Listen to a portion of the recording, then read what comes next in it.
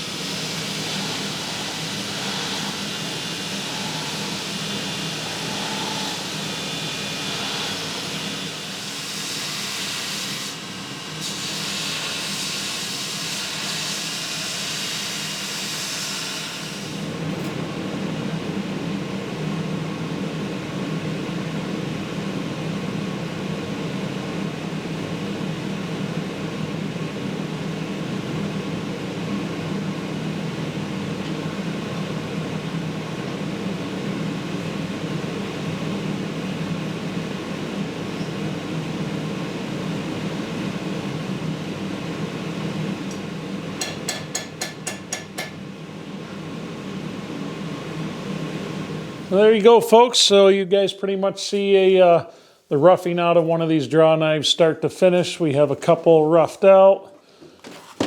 This one's obviously a lot more finished. This guy's all heat treated. We just need to do a finish grind and make our handles. Now I'm debating in my head how I want to do this here. I have this guy here. You guys see it? We've got the hammer marks in there from the rounding hammer. And I kind of like the lines, but I'm not sure. I like both looks personally. I like one that's nice and clean. When this is ground off, you have some of the marks up top from the forging.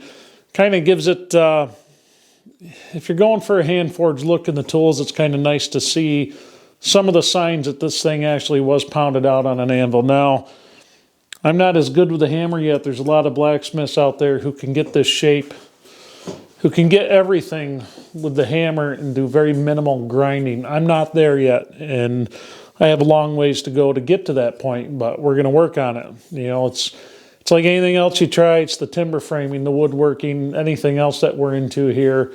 You keep going on it, you improve your skills, you make things a little better. The first timber frame joint you cut, if you're into that like I am, it's going to be awful. You're going to hate it. It's going to take you forever. It's the same thing with the blacksmithing. That first draw knife I made on camera, and that's a whole other thing in itself, is learning a new skill in front of 20-some thousand people. And that takes a little bit of, you feel like the ballsiest person on earth when you're learning new things like that in front of a whole bunch of people, because you're going to mess up. And if you're like me, I like to leave my mess ups in the videos, and there's plenty of times where I'm not running the camera. That's what's been going on lately, because I don't want to bring you 1,000 videos of just doing this, because it's going to get redundant and it'll get boring. But let me know what you guys think. A lot of you guys are interested in buying these when I get them out. So let me know. I don't know if it's hard to see or what. Let me know if you guys like the hammer marks, or if you like the more refined look. Of course, like I said, it'll show better. It'll show better once we do our final grinding. So if you guys wonder, I have my headphones on a lot, and I'm going to plug a podcast I listen to a lot that has a lot of really cool information. I've just recently discovered these guys. It's Rick Barter and Jesse Savage from the Blacksmiths Pub podcast. You can find them on Spotify. You can find them on iTunes. I'm not sure where else. They do have an Instagram account for that podcast.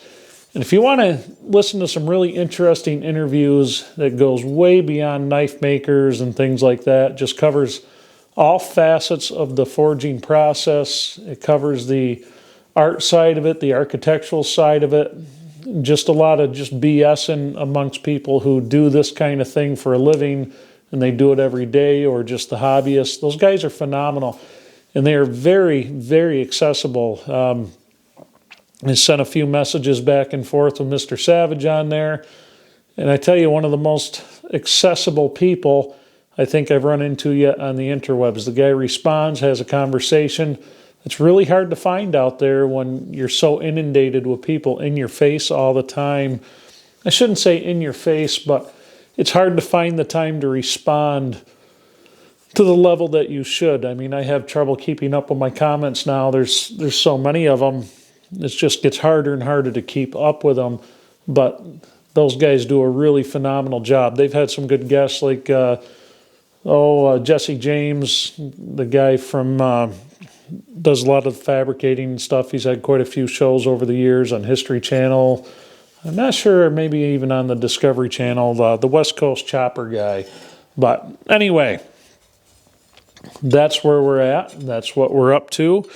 We are getting a lot closer on these things. And I'm getting better at matching things up. Not 100% perfect yet, but that'll come with time. So tomorrow, I don't know if I'm going to be bringing the camera or not, but tomorrow I'm going after that big I-beam that we're going to be making our forging press out of, and that should be fun. And I tell you folks, other than this barn that we're sitting in, this shop, this is the coolest damn thing I've ever built. It's the best running thing I've ever built. It's just smooth, has a lot of power, and I love it. I absolutely love it. And yes, for everybody who gave me shit on the dust mask, you'll notice I was wearing it tonight. But for the record, I usually do wear it when I'm grinding. But sometimes if it's just something I'm going to be quick at, and it's no excuse, should be wearing it all the time. And you can tell a difference when you're not wearing it. You feel like garbage afterwards. But anyway, enough of that. I hope you guys enjoyed it. Look for these to start getting listed on our website, hopefully by the end of February.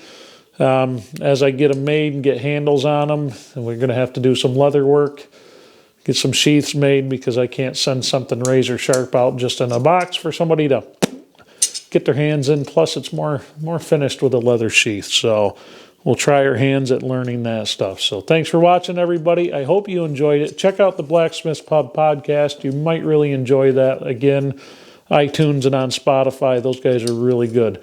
So have a good night, everybody, and I'll catch you on the next one.